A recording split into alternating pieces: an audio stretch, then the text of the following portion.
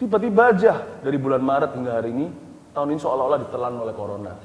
Tapi enggak sih, kalau kita bisa lihat kesempatan dalam kesepitan, justru inilah kesempatan bertumbuh.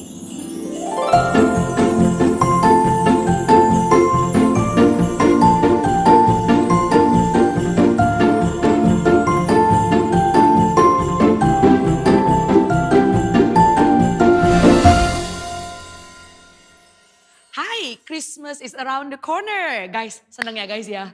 Kita ada di Before 30 Mentoring bersama dengan Ko Philip. Di sini kita bisa tanya apa aja dan khusus edisi Christmas kali ini kita akan nanya-nanya seputar planning. Pasti akan ada planning-planning buat tahun depan, buat hadapin tahun yang baru gitu ya. Jadi mau tanya nih Ko, kalau Koko mengakhiri tahun gimana? Terus Koko kalau mau memulai tahun yang baru itu gimana? Mengakhir tahun tuh selalu tidur, besoknya udah 1 Januari. Oh gitu, thank you sekali Ko. Very applicable. Sampai episode berikutnya. Ya, dadah. Kita buat planning itu nggak boleh mendadak tiba-tiba. Wow, seperti orang yang belajar itu last minute, yang nggak pernah belajar sepanjang tahun lalu tiba-tiba mau semuanya ditumpuk di tanggal 31. Nggak gitu sih. Life selalu sesuatu yang continue. Januari hingga Desember. Belajar untuk konsisten dalam perencanaan. Tapi kalau belum pernah tahun-tahun sebelumnya, ya mulai tahun depan. Bagi saya tidak ada yang namanya resolusi besar. Karena 31 Desember ke 1 Januari, it's just another day. Kita harus punya visi jangka panjang. What you want to achieve. Kalau yang kuliah 4 tahun, ambil fakultas atau jurusan apa, selesaikan. Kita berada di dalam puzzle yang membentuk gambar besar. Jadi saya membiasakan diri every year itu selalu punya agenda di tangan. Saya masih pakai cara yang sangat old fashion sih. Saya pakai buku agenda beneran. Di dalamnya ada yearly, tahunan, jadi saya sekali buka 2 halaman, Januari, Desember, rencana besar kelihatan. Lalu ada yang harian, yang daily.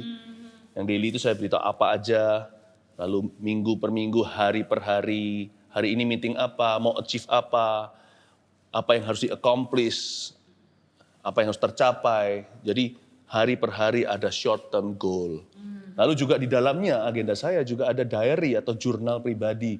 Khususnya soal family, karena saya orang tua, punya anak juga, tanggal berapa, di mana, kami satu keluarga ngobrol apa. Jadi semua itu saya jurnalkan. Jadi nanti kalau tanggal 31 Desember atau menjelang itulah kalau masuk sudah bulan Natal seperti ini, bulan Desember, saya biasanya mulai flip lagi, review kembali, looking back, lihat aja apa yang dicapai.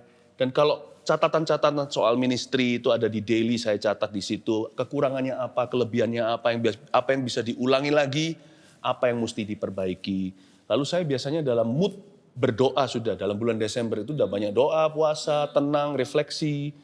Ya, meskipun sibuk biasanya kalau gereja, tapi saya banyak tenang untuk merenungkan.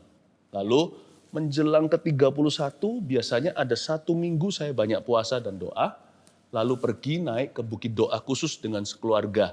Kami pergi ke sana untuk berdoa masing-masing, masuk ke gua, ruang doa sendiri-sendiri. Ya, kan di sini gereja kita ada bukit doanya. Jadi kita berdoa. Nah, biasanya tanggal 31 Desember kita ada acara bersama kan, gereja ngadakan Old and New atau ibadah tutup tahun. Lalu Januarinya biasanya mulainya relax, tapi hanya 1 minggu setelah itu segala sesuatu akan berlari seperti biasanya. So that's what I do. Iya, tahun 2020 ini guys very unpredictable ya. Jadi menurut Ko Philip tahun 2020 ini memberikan kesan apa sama Ko Philip? Memberi kesan hidup itu nggak menentu. Ya kan, makanya itu hargai per hari. Kita bisa buat perencanaan 1 tahun, tapi tetap keberhasilan kita itu ditentukan oleh our daily activity. Coba pikirkan, saya itu selalu perencanaan itu 1 tahun, minimal 1 tahun ke depan, jikalau bukan 1,5. Semua sudah terbeberkan dengan jelas. Ini bukan bicara soal mau mati, tapi cepat lambat kita semua suatu hari dalam perencanaan kita akan ada agenda 1 tahun kita yang tidak akan terjadi.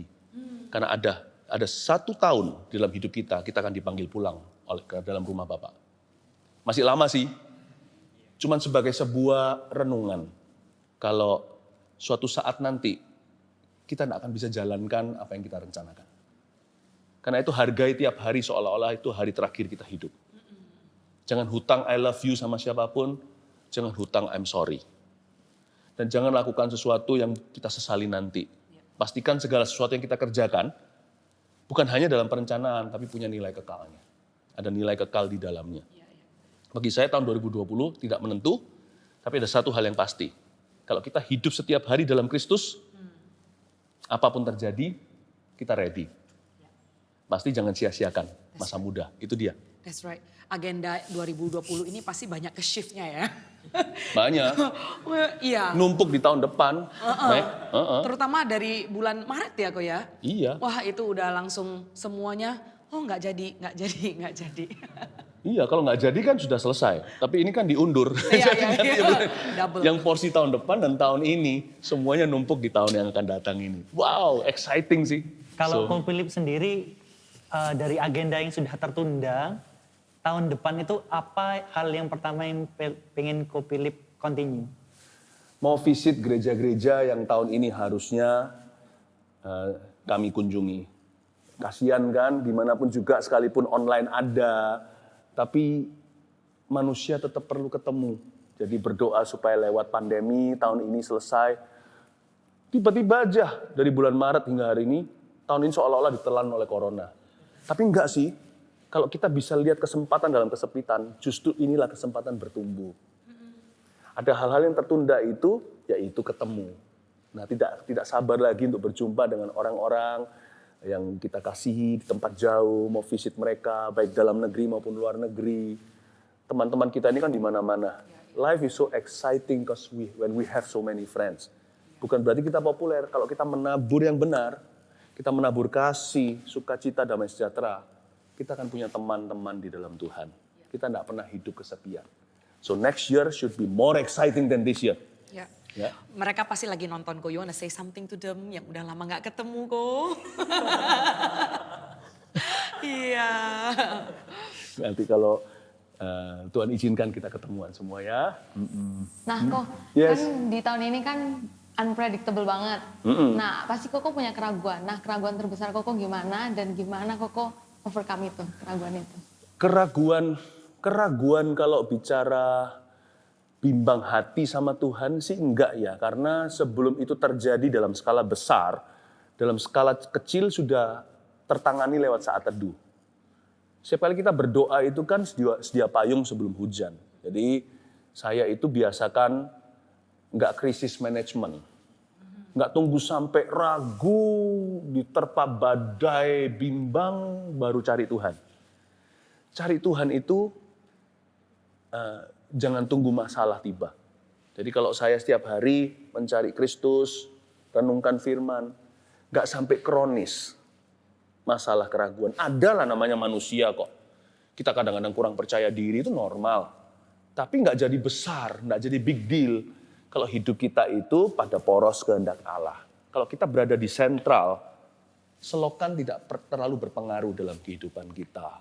Jadi keraguan ada. Satu keraguan saya yang menurut saya oke, dan justru itu baik untuk memicu kita lebih sungguh-sungguh adalah saya ragu apakah semua visi yang saya miliki, yang saya rindu persembahkan untuk Tuhan ini bisa saya genapi secepat-cepatnya. Hidup terlalu singkat. Saya punya satu visi yang dari Tuhan yang hari ini menjadi visi gereja kita, yaitu mendirikan 1.000 gereja lokal dengan 1 juta murid Kristus. Kalau ditanya sungguh-sungguhan, apakah saya yakin dalam masa hidup ini bisa selesai semua, apalagi dalam masa muda? Nah di situ ada keraguan, which is okay. Justru keraguan itu memicu, membuat saya tidak buang waktu. Jadi itu aja. Karena itu setiap tahun tuh, kalau saya lihat ya tahun depan gini, sudah saya perhatikan dengan ganas. Kayak saya mau makan tuh tahun depan ini. Rasanya sudah tidak sabar untuk berlomba kayak orang estafet gitu loh. Tahun lama sudah berlari mau serahkan tongkatnya, tahun baru sudah mulai berjalan dan mulai berlari untuk tancap gas dan kencang. Saya sih kepingin tahun depan segera tiba. udah nggak tahan rasanya mau selesaikan visi Tuhan. Ya, good question, Diana. Ngomong-ngomong tentang kehidupan nih Ko, Ya, kan Mandy. kita itu hidup di tengah-tengah masyarakat, dan pastinya ada ekspektasi dong dari luar. Menurut Koko itu, do we supposed to live untuk memenuhi ekspektasi orang, atau kita kayak just be yourself aja? Kalau baik, ekspektasi itu why not sih? Tuhan tuh taruh polisi-polisi dalam hidup kita itu salah satunya ekspektasi orang-orang sekeliling kita. Ya kan? Ekspektasi itu bisa jadi batu loncatan. Siapa bilang apa yang orang lain harapkan pada kita itu selalu jadi penjara. Kalau kita taruh status kita pada perkataan manusia, ya kita sengsara. Di like kita happy, di dislike kita depresi. Wah, kalau gitu orang itu bimbang. Saya rasa orang itu punya masalah dengan gambar hidupnya. Saya memanfaatkan ekspektasi baik dari orang-orang sekeliling saya untuk menjadi motivasi kehidupan, minimal jadi motivasi tambahan. Ya. Ekspektasi itu oke, karena anak-anak saya mengharapkan punya ekspektasi saya jadi papa yang mengasihi mereka. Saya diingatkan untuk tidak mengecewakan putra-putri saya. Istri saya punya ekspektasi atas saya, mencintainya, mengasihi dia, dan mengasihi Tuhan Yesus. Itu membuat saya terpicu lebih lagi untuk tanggung jawab sebagai seorang pria dalam keluarga. Which is okay. Tapi kalau ekspektasinya nggak realistis, Mandy, ya udah nggak usah didengerin. Bilang aja ya, thank you, udah masuk telinga kanan, keluar telinga kiri. Ya kan, ada orang yang ekspektasinya itu agak terlalu berlebihan. Ya sudah nggak apa-apa, tapi jangan benci orang-orang gitu. Tepuk aja pundaknya dan berkata, thank you for your concern. Udah, don't let it bother you. Ya kan? Ekspektasi orang atas kamu apa? Hidup benar? Iya, good. Bagus nggak itu? Bagus kan? Nah, Kok, selama Koko pelayanan, ada nggak sih yang kurang mendukung sama pelayanan Koko? Orang atau? Ya, orang. Orang atau keluarga atau ya, Kalau keluarga enggak sih, keluarga sangat mendukung. Kalau orang pada umumnya, tentunya ada aja, banyak. Yang Tuhan izinkan untuk saya tahu beberapa. Hanya untuk menguji iman saya. Supaya saya tidak taruh harap sama manusia. Yang saya nggak tahu, yaitu orang-orang yang tidak dukung saya, yang Tuhan sembunyikan dari hadapan saya, itu lebih banyak. Suatu hari nanti kalau kita di sorga, selesai perlombaan iman kita, Tuhan buka cerita, ya kan? Kalau perlu di setel videonya, ini orang harusnya tidak mendukungmu dan sebagainya. Kalau kita tahu pikiran setiap orang pada kita baru mengerti Tuhan. Thank you Tuhan, aku nggak diberitahu semuanya supaya nggak mengganggu. So trust God instead. Ya. Jadi ada nggak? Ada, pasti ada.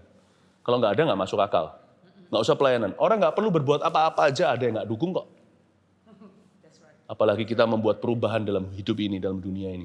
Pasti ada yang suka, ada yang benci. Kok ini yang lebih ekstrim sih. Ya. Kalau nggak didukung kan mungkin masih oke ya. Ini kalau kan sering kan ada orang itu yang benar-benar ngejudge Ko Philip. Dari segi cara Ko Philip ngelayani lah. Bahkan cara Ko Philip berpenampilan itu juga dijudge gitu. Oh, oke. Nah, gimana cara Ko Philip kayak menanggapi? Karena anak-anak muda kan juga perlu tahu. Gimana kalau dijudge yang benar-benar di depan muka gitu loh. Kamu tuh gini. Oh, haters gitu ya, kira-kira lebih ke arah bahasa. haters. Tiba-tiba suatu hari tidak ada mendung, tidak ada awan, saya disetrum dari sorga. Ser dari atas ke bawah. Saya masih ingat kok, meskipun saya umur 6 tahun, memori itu tidak hilang. Atas ke bawah itu naik turun sekitar 5 menit.